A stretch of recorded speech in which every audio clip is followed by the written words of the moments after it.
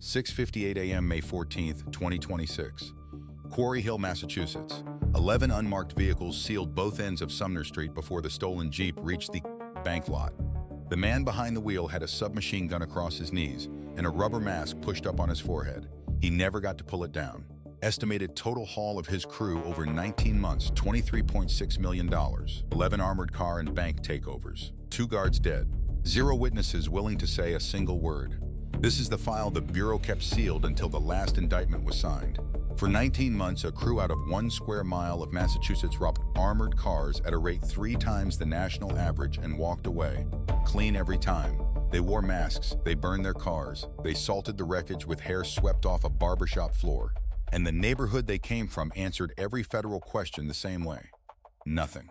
How the FBI finally broke a crew that left no evidence, and the one ordinary mistake that ended it, starts with a Tuesday that looked like every other Tuesday. 9:12 a.m., October 7th, 2025.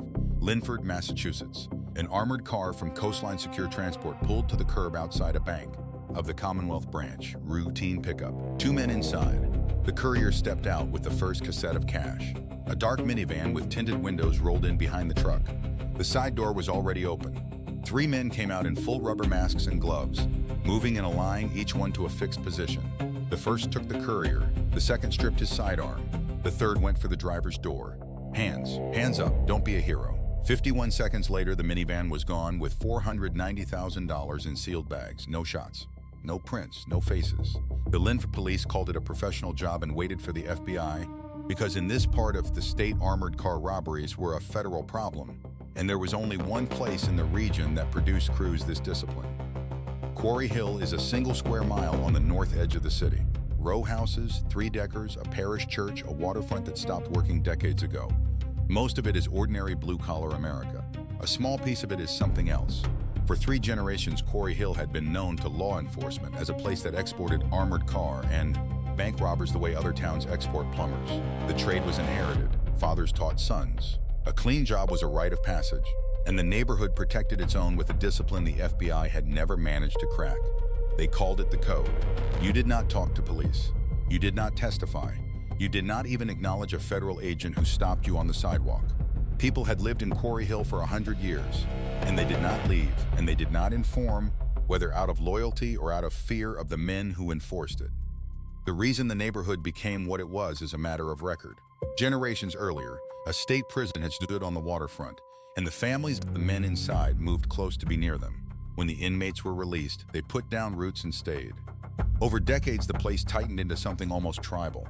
1 square mile, a single parish, the same surnames on the same streets for 50 years. Bank robbery, armored car work, and quiet thievery were a trade like any other, passed from one generation to the next, and a clean job was how a young man earned standing. Outsiders called it crime. Quarry Hill called it the family business and protected it accordingly. A young agent assigned to the task force was told the rule his first week. You can interview 100 people in Quarry Hill and learn nothing, because the ones who admire the crews will not give them up, and the ones who fear the crews will not either. The silence was not an absence of information. It was a wall built on purpose, maintained for a century. When agents canvassed the neighborhood after Linford, they got exactly what the file predicted. Doors that opened 6 inches. Eyes that looked through them. A teenager on a stoop who said 2 words, code of silence, and went back inside. The Bureau's response was structural. The Boston field office stood up a dedicated armored car task force, agents, analysts, a surveillance squad, and liaison with 3 local departments. The mandate was narrow and simple. Stop the Quarry Hill crews before someone died. There is always urgency with armed robbery crews, because the math never holds forever. A crew can be disciplined for years, but every job is a loaded weapon pointed at a stranger, and sooner or later a courier reaches for his gun, or a customer freezes in the wrong doorway, and the whole thing turns into a homicide. The task force knew this crew was good. They did not yet know how to catch them. The forensics from Linford came back almost empty. The getaway minivan turned up that afternoon in an industrial lot 4 miles away, completely burned out. The interior had been set on fire to destroy hair, fiber prints, DNA, anything a lab could use. The seats had been stripped out before the job to make room for the assault crew. The windows had been blacked. The plates were handicap plates, lifted from a parked car, chosen because handicapped spaces sit closest to the bank doors and let the truck stop where the robbers needed it. Burned car, stolen handicap plates, full masks. The analysts pulled the file on every armored car job in the region for the prior 2 years, and the pattern jumped off the page. Same plates trick, same burn, same 50-second discipline. It's the same group, the lead analyst said, and it's Quarry Hill. 5 months of canvassing produced nothing a prosecutor could use. Then, in March 2026, a second armored car went down in Seabrook, one town over. Same playbook, executed even cleaner. The Seabrook job ran like a training film. The crew had cased the route for 4 days. Agents would learn this later from a diner waitress who remembered the same 3 men at the same corner booth, ordering the same coffee, watching the same window.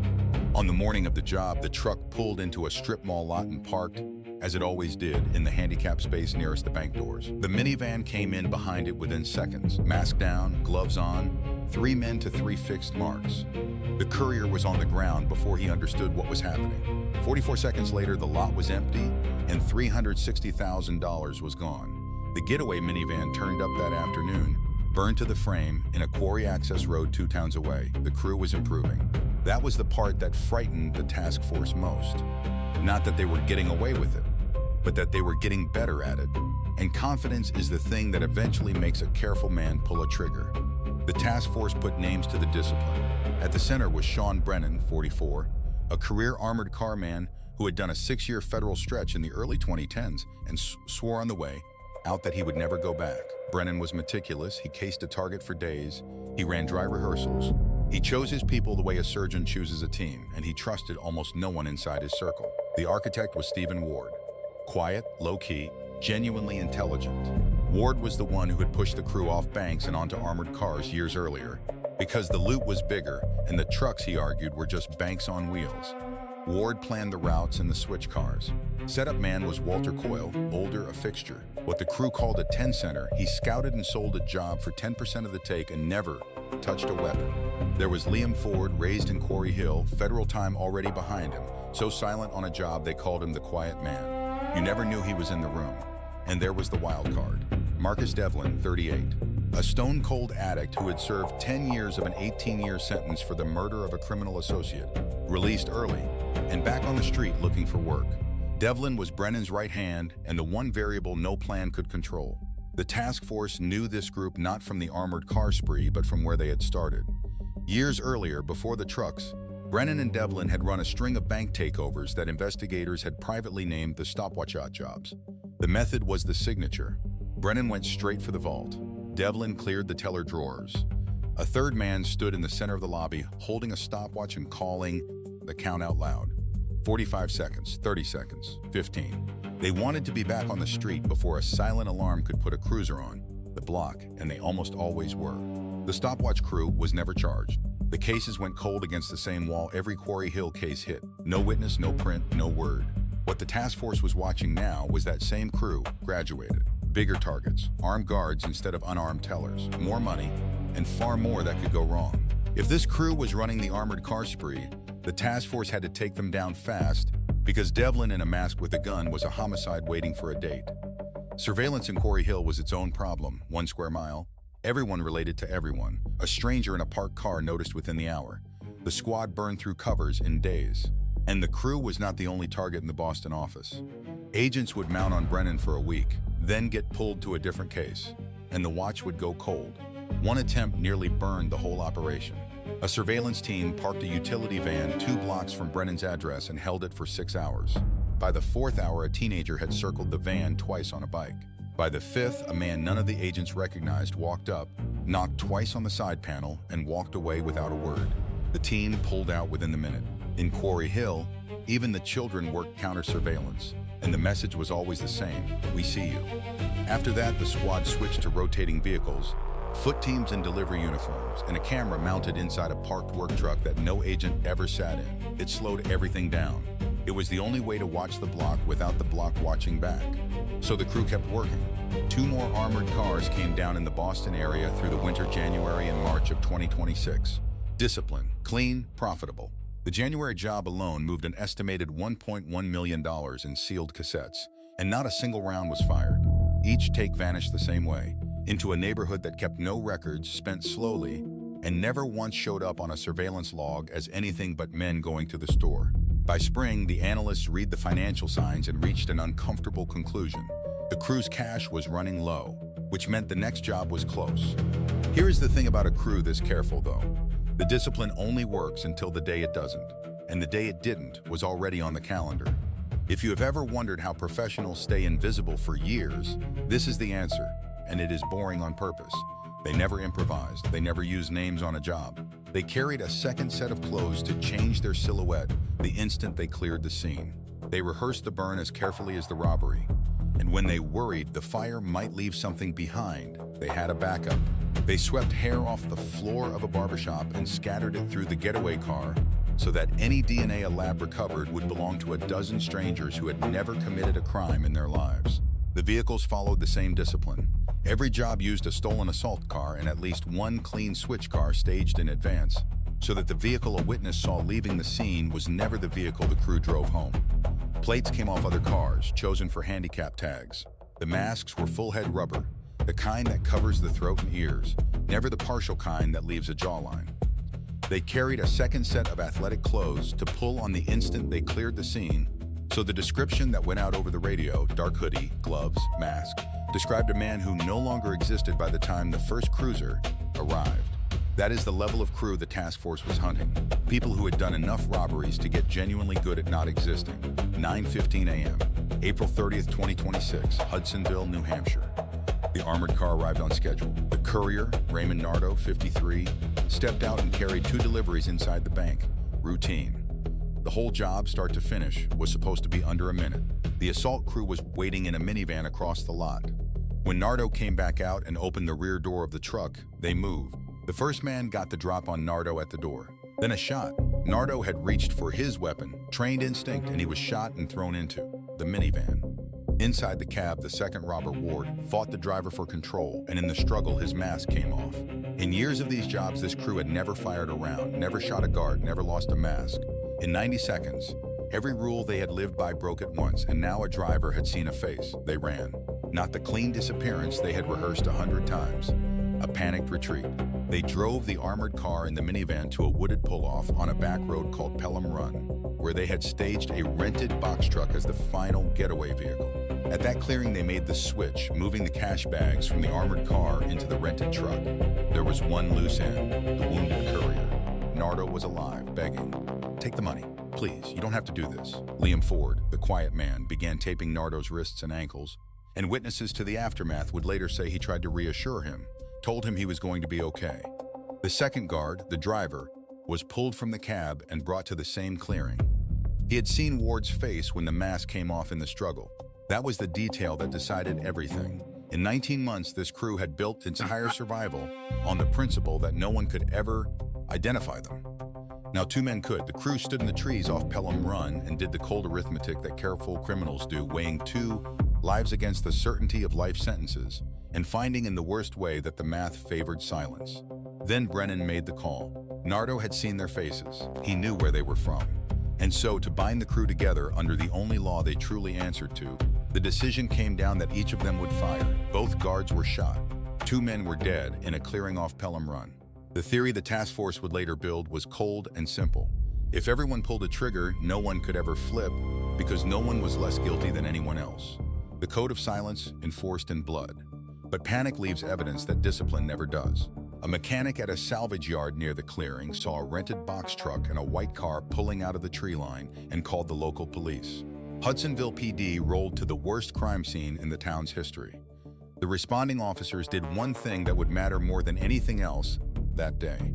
Instead of driving down the dirt path to the bodies and crushing whatever was on it, they cut through the woods on foot to preserve the path itself. They saved footprints. They saved a tire impression pressed into the soft shoulder of Pelham Run. They saved the scene. Detective Ray Mello was among the first there. He had worked vehicle wrecks and overdoses for 20 years. He had never seen 2 men executed and restrained in a clearing, and he would not forget it. The FBI arrived within the hour. Murder was not the Quarry Hill crew's signature, but everything else about this scene was. On day 1, the task force assumed the armored car crew had finally crossed the line they had always known was there. What followed was the largest evidence operation the Hudsonville Department had ever seen. The Bureau sent everything: evidence technicians, surveillance squads, a reconstruction team, photographers. The armored car sat where it had been abandoned, both rear doors open, the cash bags gone. The minivan was found a mile out. This time only half burned, the windows sealed shut by men in too much of a hurry to do the job right. Agents walked the path in single file, marking footprints, fibers, a dropped rubber mask still inside the truck. Every item was photographed in place before it was touched. Investigators reconstructed the route. The truck and at least 2 other vehicles had moved in a short caravan roughly 2 miles to the clearing off. Pelham Run made the switch and scattered. One witness near the access road remembered a white car pulling out of the trees. Another remembered the box truck. None of them this time were from Quarry Hill, which meant, for the first time in 19 months, the silence did not cover the scene. The FBI assumed Quarry Hill from the first hour. The question now was whether the panic had finally given the Bureau what 19 months of discipline never had. This time, the crew left things behind. A mask dropped in the armored car, footprints along the path, trace evidence in the soil, and the tire impression on Pelham Run, which the responding officers had walked around instead of over. Forensic technicians made plaster casts of the tire track. If they could find the vehicle, they could match the tread. The task force brought in a veteran composite artist and sent him to the diners near both the New Hampshire dump site and the staging area. The crew's own discipline became the lever. A crew that always cased a target for days had been seen, for days, by the people who serve coffee for a living. "Have you had a group of regulars who only showed up the last week or so?" he asked a waitress. Yes, she had. And waitresses who depend on remembering an order to earn a tip remember faces better than almost anyone. The sketches that came back matched Brennan and his crew. The task force finally had a visual link. They still needed something physical, something a jury could hold. And the witness at the salvage yard was about to give it to them. The mechanic had spent his whole life around engines. He could not give a plate, but he described the rented truck precisely and told agents it was a cabover, where the cab sits directly over the engine. A state trooper opened the commercial listings and started calling every rental company that stocked cabover trucks. Most regional outfits did not carry them at all. A cabover is a specialty vehicle, awkward to drive, rented mostly by people moving heavy freight in tight city streets. That rarity, the very thing that made the truck useful to the crew, was about to make it traceable. There was exactly one rental company in the region that stocked them. One cabover had been rented days before the Hudsonville job, on a license and a deposit that would turn out to be borrowed, and it was due back the next morning. The narrow window the crew had counted on to disappear had just become the narrow window the task force needed to put a face behind the wheel. Here was the obstacle. Whoever returned that truck would be jittery, a member of a crew that had just committed a double homicide, a desperate and wanted man. So the plan was quiet. A state trooper would pose as a rental counter employee and receive the truck himself, so the Bureau would know exactly who walked it back through the door. The trooper took his place behind the counter and waited. The truck pulled into the lot the next morning. No one knew who would step out, or what would happen if the driver read the man behind the counter as a cop. The driver was Walter Coyle, the 10-center, a known associate of Sean Brennan, Stephen Ward, and Marcus Devlin. "Need you to sign here," the trooper said and slid the clipboard across. Bill signed. Agents were in the lot the whole time. Returning a truck is not a crime, so they let him walk, for now, and impounded the vehicle for examination. That decision opened the entire case. The Bureau's evidence response team took the rented truck apart. The lead agent on processing was Special Agent Charlie Walsh, head of the Boston Division's evidence response team, and the priority was prints. A state police lieutenant was dusting the molding on the side door when a single latent print rose out of the powder. Walsh photographed it, lifted it on adhesive backing, and submitted it to the National Automated Fingerprint Identification System maintained by the Bureau. Processing a rental vehicle is a problem of noise. A truck like this passes through dozens of hands: clerks, drivers, mechanics, the last 3 customers who rented it. Walsh's team pulled latents off the doors, the wheel, the dash, the cargo bay, and ran every usable one. Most came back to people with no connection to anything. A delivery driver in Worcester, a contractor in Neshua, the rental clerk himself. Dozens of prints came off that truck. Only one came back to the crew. The print on the door belonged to Stephen Ward, the architect, the man whose mask had come off in the cab. From that moment, the evidence began flowing toward the crew, for both the robbery and the murders. But a print on a rented truck is not a clearing off Pelham Run. To put the two together, the lab had to prove this exact truck had been at the dump site, so they built it. A lab examiner framed a box and packed it with playground-grade sand, packed hard, and drove the rented truck across it under controlled conditions. They cast the tire impression the truck left in the sandbox and laid it beside the cast, taken off the shoulder of Pelham Run. The tread matched. The wear matched.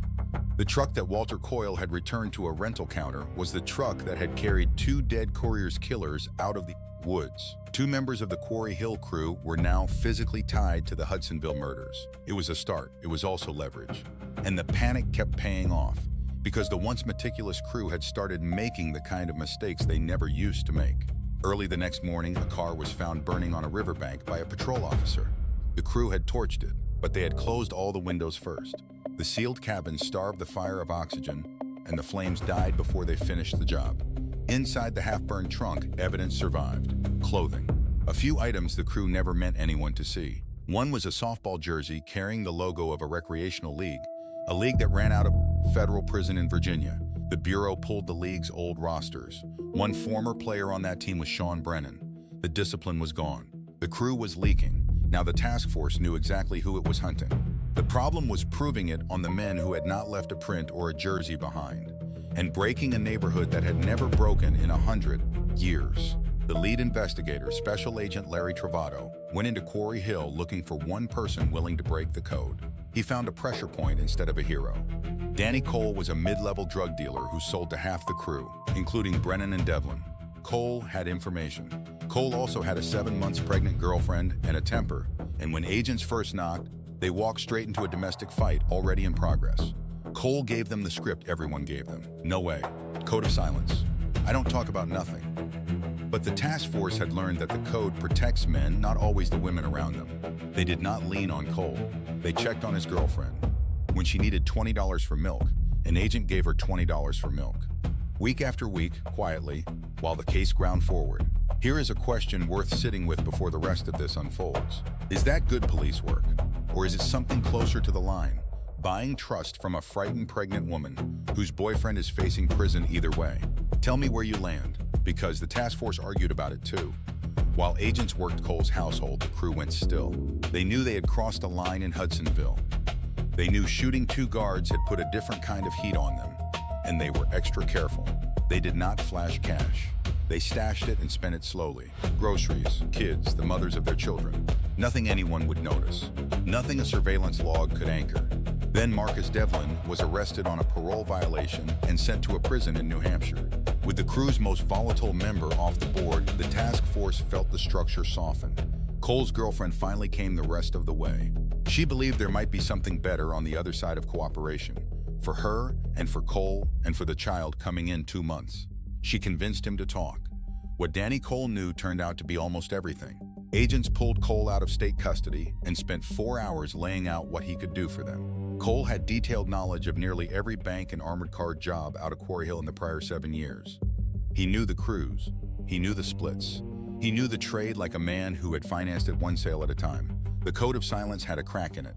Now the task force pried. What came next required a court order, an assistant U.S. attorney sign-off, and a man willing to wear a wire into a prison yard, knowing exactly what the code did to people who broke it. If Devlin so much as suspected the recording, Cole would not have survived the week, not in custody, not after. The task force walked him through it anyway, because a consensual recording from inside, in Devlin's own words, was worth more than every surveillance log they had ever filed on Quarry Hill. Cole was wired and transferred into the same New Hampshire prison as Marcus Devlin. He went out for yard time and walked the track beside Devlin, talking. "He mad?" Cole asked, meaning Brennan. "No, he's cool."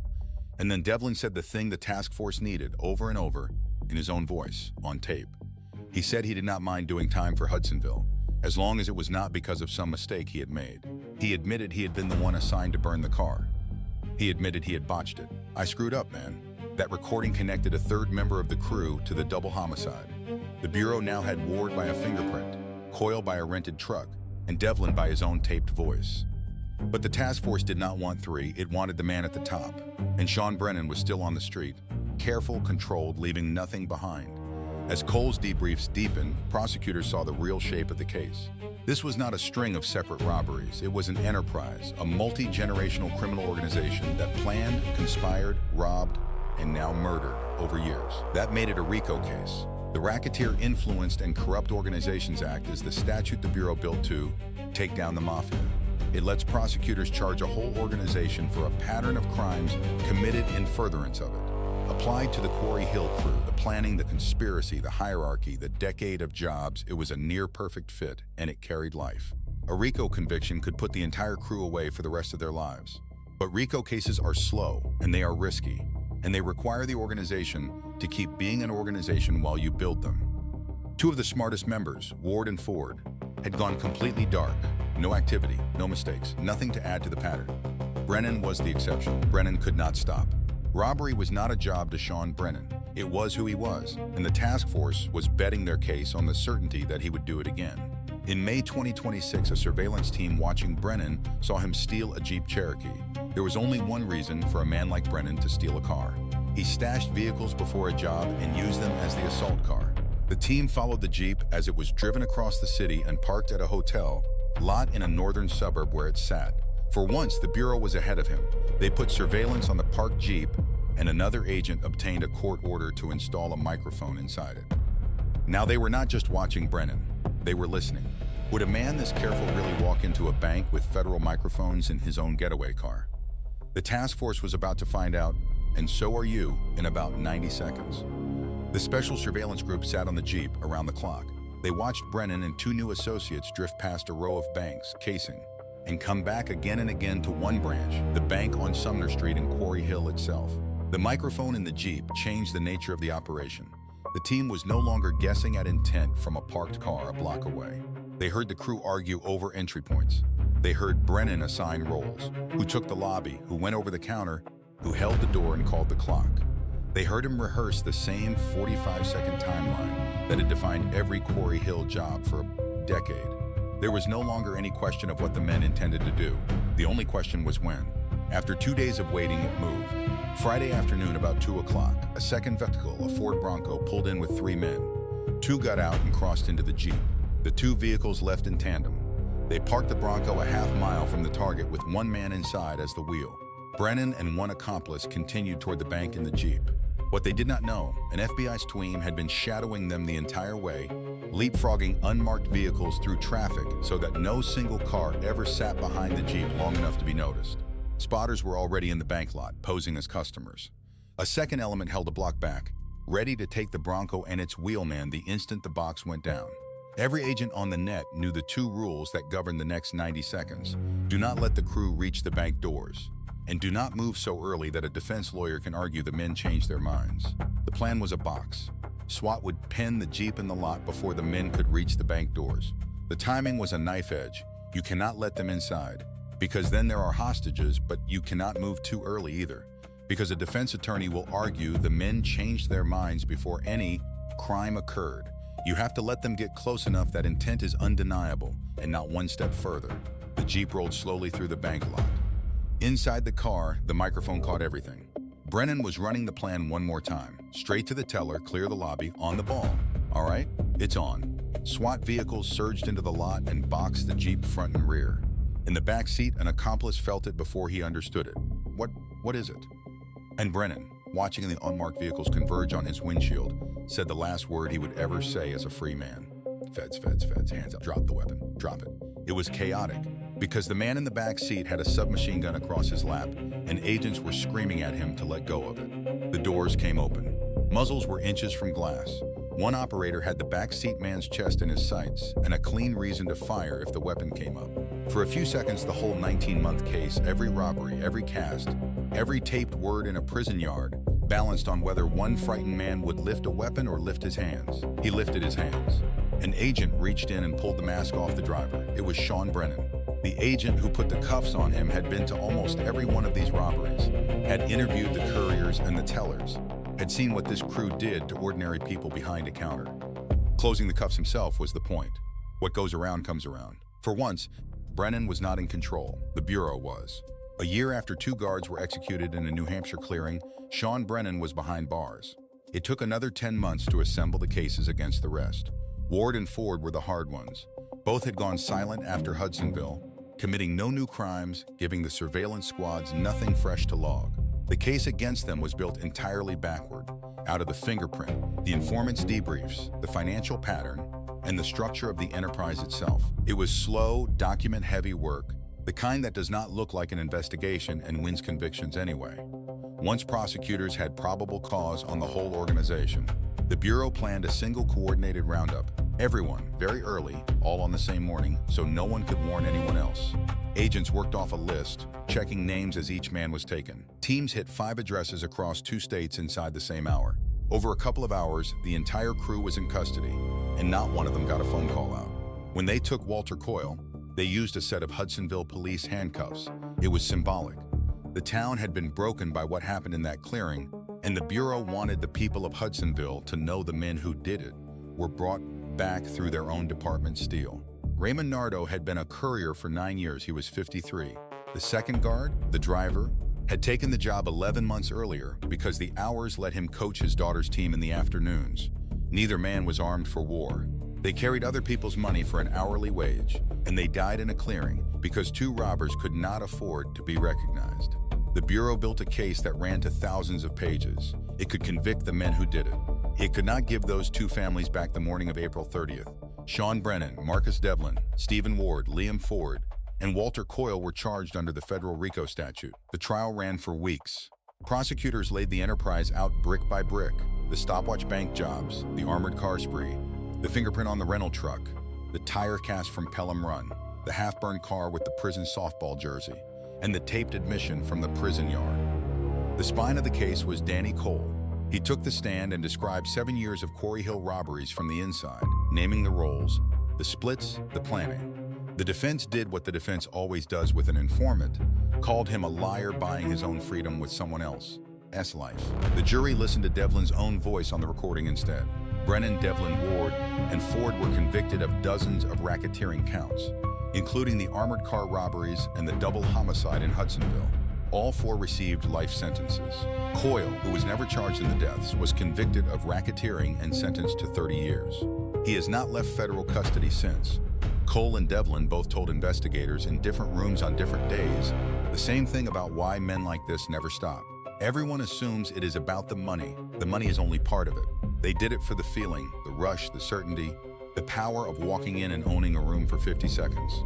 That is the part the Bureau cannot indict and cannot deter. And it is the part that makes a Quarry Hill, in the end, almost permanent. Because here is what the case did not close. The crew was dismantled. The men who ran it will die in prison. But not all of the $23.6 million was ever recovered. A share of it moved through a neighborhood that does not keep records and does not talk. And it is still out there, somewhere under 1 square mile of 3-deckers and silence. And the thing that made Quarry Hill what it was, the inherited trade, the fathers teaching sons, the code, none of that was arrested. The lead investigator said it the morning of the roundup. This was the end of an era. There will probably be another era. The crew is gone. The neighborhood that built it is still standing. And somewhere on that square mile, a kid is being taught that you never ever talk.